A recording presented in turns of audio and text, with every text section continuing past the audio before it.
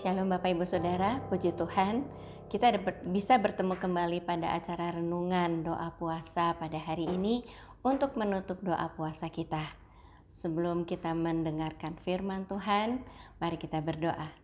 Bapa yang dalam surga, terima kasih untuk kesempatan yang Kau berikan kepada kami untuk mendengarkan sebagian dari firman-Mu. Ampuni semua dosa dan kesalahan kami, sucikan dan kuduskan. Kami mengucap syukur Engkau beri kekuatan kepada kami untuk berpuasa pada hari ini. Dan hari ini kami membuka hati Tuhan untuk mendengarkan sebagian dari firman-Mu. Kiranya Roh Kudus menolong kami untuk kami dapat mendengarkan dengan baik, bahkan menjalankannya dalam kehidupan kami. Tolong hamba-Mu yang akan memberitakan firman-Mu ini Tuhan, berikan urapan yang daripada-Mu dan pakai mulut bibir hamba-Mu untuk menyampaikan firman-Mu. Terima kasih Tuhan, di dalam nama Tuhan Yesus kami berdoa. Amin. Saudara, pandemi yang berkepanjangan membuat kita lelah, membuat beberapa anak Tuhan juga rasanya kelelahan ya saudara, lalu mulai kehilangan pengharapan. Hal ini saya pikir hal yang biasa karena kita manusia biasa. Dicatat di Alkitab, suatu hari Daud, seorang raja yang sangat dikasihi oleh Tuhan, yang sangat beriman kepada Tuhan, pernah hampir-hampir putus pengharapan. Mari kita baca ayatnya dari Mazmur 13 ayat 2 sampai ayat 5. Berapa lama lagi Tuhan, Kau lupakan aku terus-menerus? Berapa lama lagi Kau sembunyikan wajah-Mu terhadap aku? Berapa lama lagi aku harus menaruh kekhawatiran dalam diriku dan bersedih hati sepanjang hari? Berapa lama lagi musuhku meninggikan diri atasku? Pandanglah kiranya, jawablah aku ya Tuhan Allahku. Buatlah mataku bercahaya, supaya jangan aku tertidur dan mati. Supaya musuhku jangan berkata, aku telah mengalahkan dia, dan lawan-lawanku bersorak-sorak apabila aku goyah. Daud merasa seperti doa yang diserukannya siang dan malam itu sia-sia, tidak ada jawaban, sehingga Daud sangat khawatir dan bersedih hati. Daud merasa dicuekin oleh Tuhan ya, tidak dipandang, seolah-olah Tuhan meninggalkan dia. Daud merasa tidak diperhatikan, dan Daud dengan jujur menyampaikan ia merasa malu kalau dia nanti terlihat kalah, lalu dia sampai mati gitu. Dia malu sama musuh-musuhnya gitu. Seolah-olah Daud ini meminta kepada Tuhan, iya Tuhan aku tuh jujur aku khawatir gitu ya. Tapi Tuhan tolong, kapan kok gak ada pertolongan daripadamu? Ditunggu setiap hari tapi gak ada jawaban daripadamu. Nah itu yang dirasakan oleh Daud. Daud ini seorang raja yang memang tadi saya sudah katakan sangat dekat hubungannya dengan Tuhan.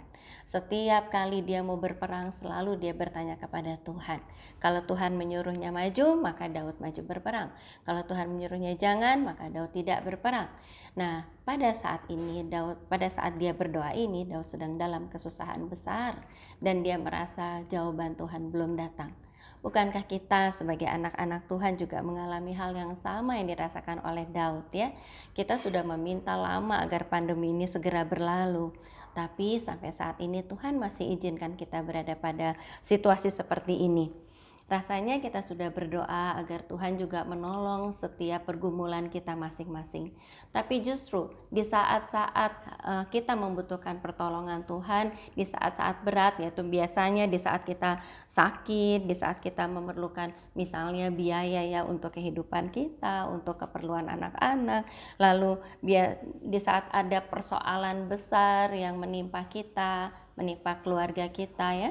Mungkin ada keluarga yang meninggalkan kita karena meninggal dunia akibat COVID. Lalu ada juga kita yang kehilangan pekerjaan. Di saat kita juga secara bergereja juga masih rasanya berat ya menjalankan pelayanan.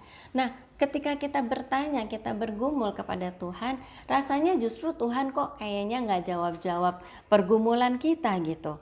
Kita tuh Ya kita sih hidup, ya bisa makan sih bisa makan gitu, tapi rasanya kok setiap hari harus dikejar dengan pekerjaan dan pekerjaan, tidak ada waktu untuk istirahat, sedangkan kita sudah meminta kepada Tuhan, Tuhan tolong kasih aku penghasilan lebih misalnya gitu ya, untuk supaya aku tuh bisa satu hari ada istirahatnya. Terus kita merasa bahwa orang-orang yang tidak kenal Tuhan kok justru di saat-saat yang seperti ini diberkati, bisa liburan, kita kok tidak seperti itu. Kayaknya harapan kita sudah mulai habis gitu ya. Kita takut ya tertawai oleh orang-orang fasik itu gitu ya, oleh orang-orang yang belum kenal Tuhan. Kita tuh biasa takut seperti itu ya. Kelihatannya doa-doa yang kita panjatkan, pergumulan kita yang kita minta kepada Tuhan untuk dijawab, belum dijawab juga oleh Tuhan. Sedangkan pergumulan itu terasa makin berat.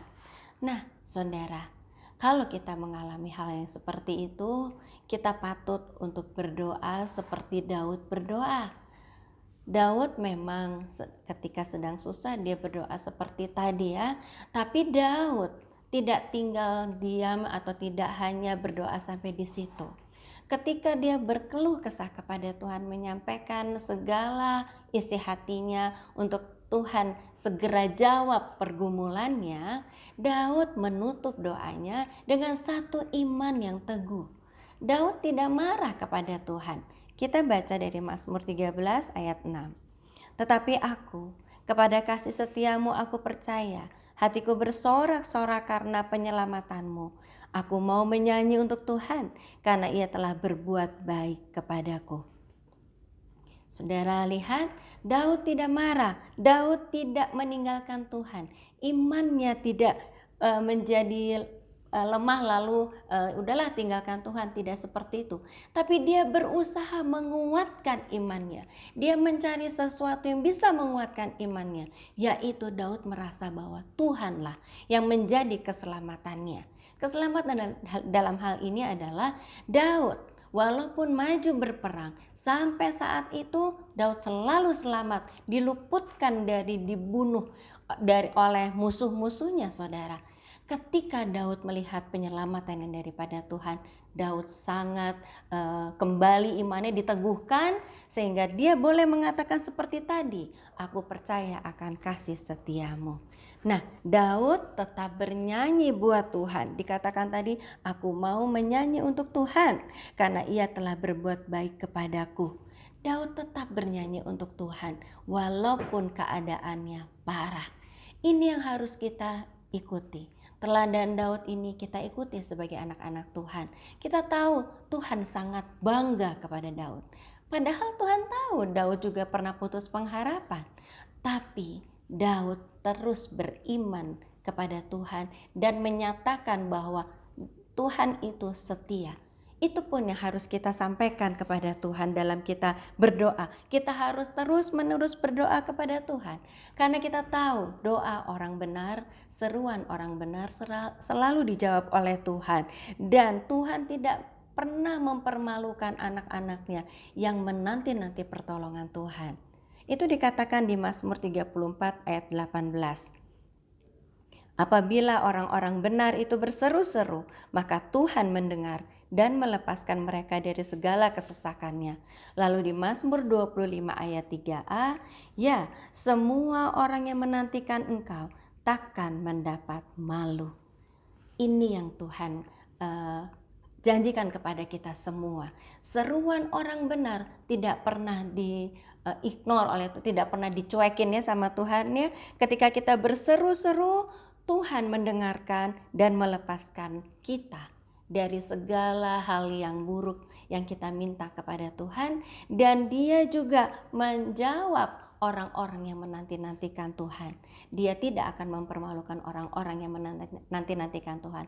Oleh sebab itu saudara, kita terus bersabar, beriman, berdoa terus kepada Tuhan, dan bersabar menunggu jawaban Tuhan.